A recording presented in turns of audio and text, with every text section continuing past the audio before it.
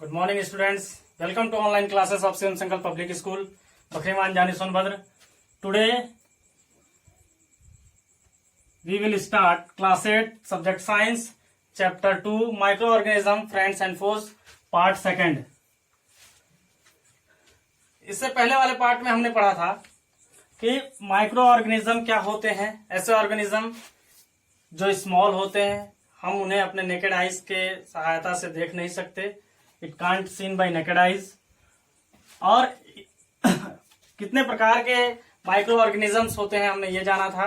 जैसे 5 प्रकार के हमने पढ़ा था, बैक्टीरिया, फंगी, एल्गी, प्रोटोजोआस, वायरस। ये माइक्रो ऑर्गेनिज्म के टाइप्स थे, यानी इतने प्रकार के, इन्हें हम इनके इतने भाग में क्लासिफाइड किया गया था। ठीक है, आज हम पढ़ेंगे स्ट्रक्चर ऑफ बैक्टीरिया। बैक्टीरिया के बारे में हमने थोड़ा सा पढ़ा था, बैक्टीरिया के पार्ट के बारे में जाना था। आज हम पढ़ेंगे स्ट्रक्चर ऑफ बैक्टीरिया। बैक्टीरिया का आकार किस तरीके से होता है। ठीक है, structure of bacteria. Structure of bacteria की बात जब हम करते हैं तो बैक्टीरिया जो होता है कुछ इस तरीके से होता है।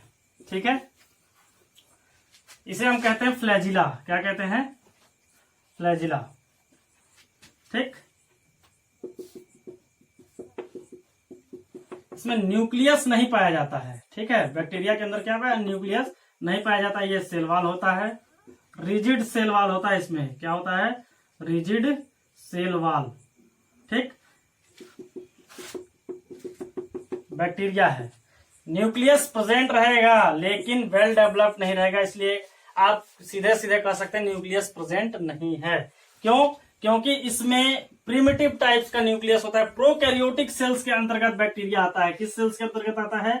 यह एक प्रकार का क्या है? प्रोकैरियोटिक सेल्स होता है। प्रोकैरियोटिक सेल्स, हमने सेल्स के बारे में जब पढ़ा था तो प्रोकैरियोटिक सेल्स में ये सारे क्या है? प्रिमिटिव सेल्स हैं, यानी पुराने सेल्स हैं। प्रोकैरियोटिक सेल्स के अंतर्गत जो भी सेल्स आते हैं उन सेल्स में क्या होता है कि प्रो यानी पुराना, कैरियॉन्स यानी कि न्यूक्लियस। ठीक है, प्रोकैरियोटिक सेल्स में वेल डेवलप्ड न्यूक्लियस नहीं प्रेजेंट होता है। Well developed nucleus not present. ठीक है, बैक्टीरिया के अंतर्गत क्या है? न्यूक्लियस या तो पाया जाता है या नहीं भी पाया जाता है। कुछ बैक्टीरिया में एकदम एब्सेंट रहता है, टोटली एब्सेंट रहता है। किसी किसी में पाया जाएगा लेकिन उसमें न्यूक्लियस जो होता है वो वेल डेवलप्ड नहीं होता है। क्यों? क्योंकि बैक्टीरिया क्या होते हैं? प्रोकैरियोटिक सेल्स के अंतर्गत आते हैं। अब समझिए कि प्रोकैरियोटिक सेल्स यानी अगर इसमें न्यूक्लियस नहीं है, न्यूक्लियस क्या होता है? न्यूक्लियस अगर सेल्स में नहीं है तो क्या होगा, या सेल्स में रहने से क्या होगा? Nucleus is the brain of cells, यानी यह क्या है? किसी भी कोशिका का मस्तिष्क है, यानी यह क्या है? ब्रेन है। तो जब ब्रेनलेस आदमी हो जाएगा तो क्या होगा, आप जानते ही हैं। उसी तरीके से जब ये सेल्स में क्या होता है? न्यूक्लियस प्रेजेंट नहीं होता है या वेल डेवलप नहीं होता है तो क्या करता है? यह सेंसलेस होता है। ठीक है, किसी भी, चाहे कोई भी जीव हो, अगर उसमें ब्रेन ना हो, मस्तिष्क ना हो, तो उसमें सोचने समझने की क्षमता क्या होती है? जो नहीं होती है। ठीक, इस तरीके से आप स्ट्रक्चर ऑफ बैक्टीरिया देखें। अब हम देखते हैं कि यूजेज ऑफ बैक्टीरिया, यानी कि जब हमारा ये यहाँ हमने पहले ही बताया था कि माइक्रो ऑर्गेनिज्म फ्रेंड्स एंड फोस का मतलब, यहाँ पर हम इसके फ्रेंड्स का मतलब हम उसके यूजफुल एस्पेक्ट्स को देखेंगे, यूजफुल एस्पेक्ट्स को देखेंगे, और इसमें हार्मफुल एस्पेक्ट्स को देखेंगे। क्या देखेंगे? हार्मफुल एस्पेक्ट्स जो होते हैं, इन दोनों के बारे में हमें जानकारी लेनी है। ठीक है, अब देखिए, अब इसका यूजफुल एस्पेक्ट देखते हैं। बैक्टीरिया का यूजेज ऑफ बैक्टीरिया। बैक्टीरिया मुख्य रूप से कहाँ कहाँ हमारे लिए उपयोगी होता है, लाभदायक जो होता है। ठीक, यूजेज ऑफ बैक्टीरिया क्या है? पहला, हम बैक्टीरिया का मान लीजिए यूज किस में करते हैं? फूड में, भोजन में। भोजन में किस प्रकार से बैक्टीरिया जो है हमारे लिए सहायक है? तो बैक्टीरिया हमारे लिए सहायक क्या है? Making curd. ठीक है, मेकिंग कर्ड कहां से? From milk. फ्रॉम मिल्क, यानी कि हम ये कह सकते हैं कि दूध से दही बनाने के लिए एक बैक्टीरिया आवश्यक होता है। दूध से क्या, कहां से? मिल्क से लेकर के इसको कर्ड में कन्वर्ट करने के लिए एक बैक्टीरिया आवश्यक होता है जिसका नाम है लैक्टोबैसिलस। लैक्टोबैसिलस। लैक्टोबैसिलस बैक्टीरिया जो होता है वो मिल्क को किसमें कन्वर्ट करता है, कर्ड में कन्वर्ट करता है। ठीक है, ये हमारे लिए क्या है, यूजफुल है, हार्मफुल बैक्टीरिया नहीं है। लैक्टोबैसिलस बैक्टीरिया जो है वो क्या है, एक प्रकार का यूजफुल बैक्टीरिया है। समझ में आ गया। फूड में हम इस तरीके से इस बैक्टीरिया का उपयोग कर सकते हैं। ठीक, इंडस्ट्री में हम इसका उपयोग कहां कहां करते हैं, सेकंड है कहां उपयोग करते हैं, इंडस्ट्री में। इंडस्ट्री में कहां करते हैं, फॉर मेकिंग कुछ बैक्टीरिया को यूज कहां किया जाता है, for making beers and wines by the process of fermentation, यानी फर्मेंटेशन प्रोसेस के द्वारा बियर्स और वाइन्स बनाने के लिए, ठीक है, बियर्स एंड वाइन्स बनाने के लिए भी कुछ बैक्टीरिया का प्रयोग किया जाता है। तो बैक्टीरिया हमारे लिए वहां भी यूजफुल होता है। ठीक है, थर्ड हो जाएगा, थर्ड वन इज लेग्यूमिनस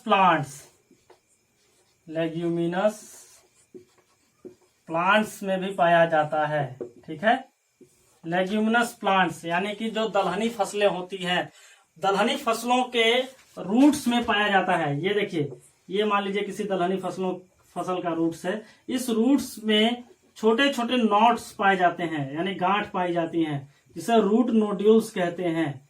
क्या कहते हैं, रूट नोड्यूल्स कहते हैं। इसके अंतर्गत एक बैक्टीरिया पाया जाता है राइजोबियम। ठीक है, ये सहायक किसमें होता है, राइजोबियम बैक्टीरिया जो होता है नाइट्रोजन फिक्सेशन में सहायक होता है। किसमें, नाइट्रोजन फिक्सेशन प्रोसेस में सहायक होता है। ये ध्यान दीजिएगा, नाइट्रोजन फिक्सेशन यानी नाइट्रोजन का स्थिरीकरण करता है, स्थिर रखता है। यहाँ पर जितने भी सॉइल्स में नाइट्रोजन और अन्य मिनरल्स पाए जाते हैं, विटामिन एंड मिनरल्स, इन सभी मिनरल्स को क्या करते हैं, ये नॉट्स जो हैं एकत्रित करते हैं। और ये जब नाइट्रोजन फिक्सेशन एकत्रित करते हैं, नाइट्रोजन फिक्सेशन की प्रोसेस जब होती है, या नाइट्रोजन का जब एकत्रीकरण होता है, स्थिरीकरण होता है, तो इसी से क्या होते हैं, प्रोटीन का उत्पादन होता है। यानी प्रोटीन का निर्माण जो होता है इसी प्रोसेस के द्वारा होता है। उसमें कौन सा बैक्टीरिया है, राइजोबियम। यानी लेगुमिनस प्लांट्स में अगर हम सीधे कह सकते हैं कि नाइट्रोजन फिक्सेशन के लिए एक बैक्टीरिया उत्तरदायी होता है, राइजोबियम, जो हमारे लिए यूजफुल है। ठीक है, इस तरीके से बैक्टीरिया जो है हमारे लिए यूजफुल होता है। अब हम थोड़ा सा हार्मफुल जान लेते हैं। बैक्टीरिया हमारे लिए हार्मफुल एस्पेक्ट क्या है, बैक्टीरिया का हार्मफुल एस्पेक्ट। ठीक है, हार्मफुल एस्पेक्ट जो होते हैं, आप जानते ही हैं कि बहुत सारे डिजीज प्लांट्स और एनिमल्स में, चाहे वो जंतु हो चाहे वो पौधे हों, प्लांट्स और एनिमल्स में बहुत सारे डिजीज के लिए उत्तरदायी होते हैं। जैसे आप जानते होंगे, प्लांट्स की बात करते हैं, कौन कौन से डिजीज हो सकते हैं, तो नॉर्मली जो होते हैं देखते हैं, लिटिल लीफ ऑफ ब्रिंजल जो होता है वो भी एक बैक्टीरिया के कारण ही होता है। यानी कि बैगन की पत्ती का छोटा होना, ये क्या है, लिटिल लीफ ऑफ ब्रिंजल जो है वह भी एक बैक्टीरिया के कारण ही होता है। ये क्या है, एक प्रकार का डिजीज है। ठीक, हार्मफुल एस्पेक्ट क्या है, प्लांट्स और एनिमल्स में ये डिजीज उत्पन्न करता है। पहला हो गया। दूसरा आप देखेंगे सिट्रस कैंकर, ये नींबू के पत्तियों में होता है। इस तरीके से मान लें नींबू की पत्तियां हैं, जिसमें व्हाइट क्या हो जाएंगे, इस तरीके से व्हाइट होल्स हो जाते हैं, जो किसके कारण होता है, कैंकर जो होता है। आप देखेंगे सिट्रस कैंकर जो है वो नींबू की पत्ती में होता है, व्हाइट होल्स हो जाते हैं। ठीक है, ऐसे बहुत सारे और भी डिजीज हैं प्लांट्स में जो बैक्टीरिया के कारण होते हैं। थोड़ा हम देख लेते हैं ह्यूमंस में। ठीक है, कौन कौन से डिजीज होते हैं, हार्मफुल एस्पेक्ट्स क्या है, जैसे कोलेरा एक प्रकार का डिजीज है, आप जानते हैं कोलेरा, वह किसके कारण होता है, बैक्टीरिया के कारण।